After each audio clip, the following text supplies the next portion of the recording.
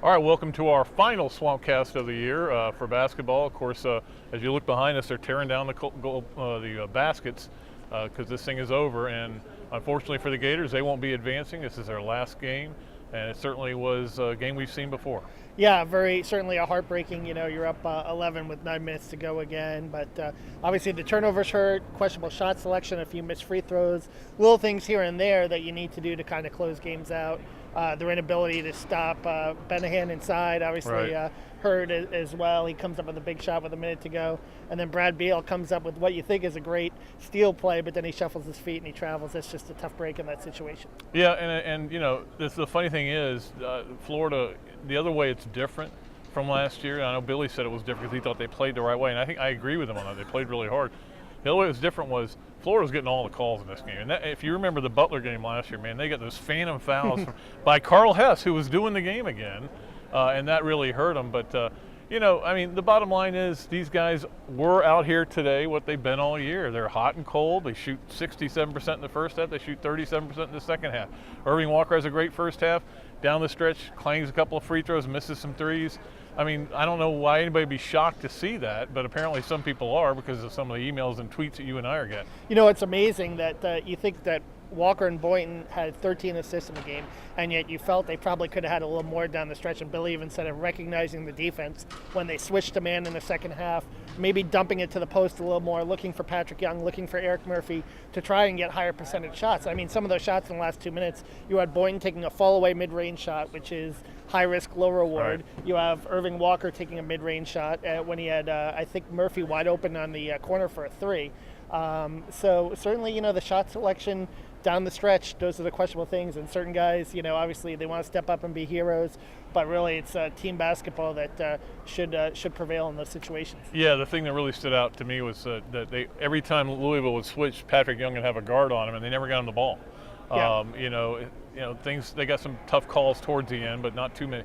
I don't know. The goaltending I thought was, there were 3 goaltendings that were called and one that wasn't, and all 4 of them to me were pretty close. And we were on the other end. We saw the 3 in the first half. We didn't see the one in the second half, so it was hard from our vantage point to see if the ball was on its way up or on the way down or it hit the backboard. Brad Beal came up a little short on. I don't know if fatigue was an issue for him because he came up short on some jump shots on that layup.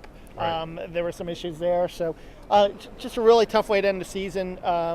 But I don't think it takes away from the run that the Gators had. No 7 seed has ever made to the Final Four. There's a reason for that.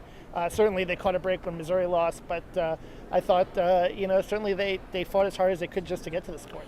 And that's what I wrote in my column. The way you look back on this, again, I don't want you to do it tomorrow because it's still an open wound, but the way you look back on this team depends on how you want to look back on them. I mean, it was a great ride. They did tremendous things with a team that probably shouldn't have been this far.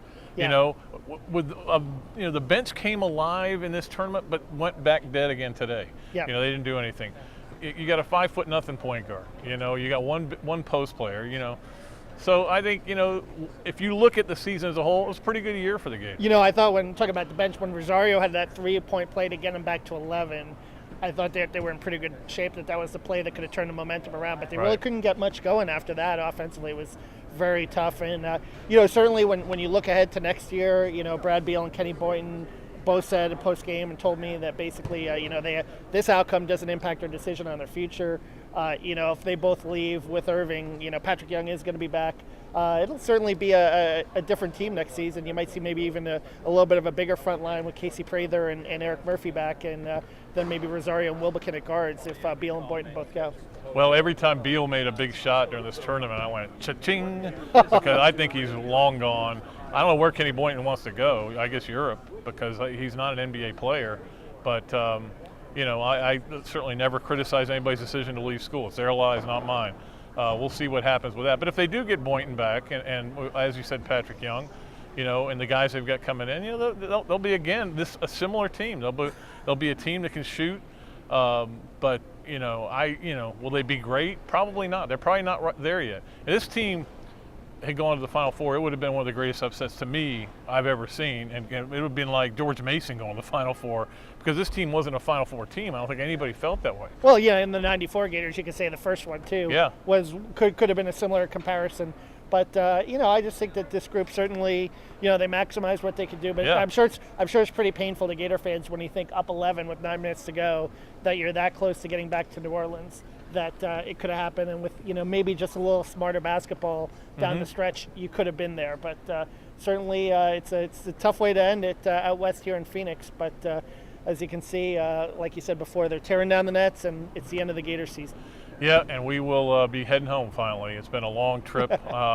Certainly, I think we both wanted to go to New Orleans and see the Florida play in the Final Four, but the only silver lining, I guess, is that I get to spend next weekend with Kelsey.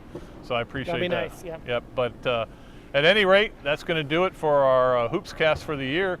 We'll be back. I'll be back anyway with Robbie Andrew for a spring football. That's cranking back. That's going.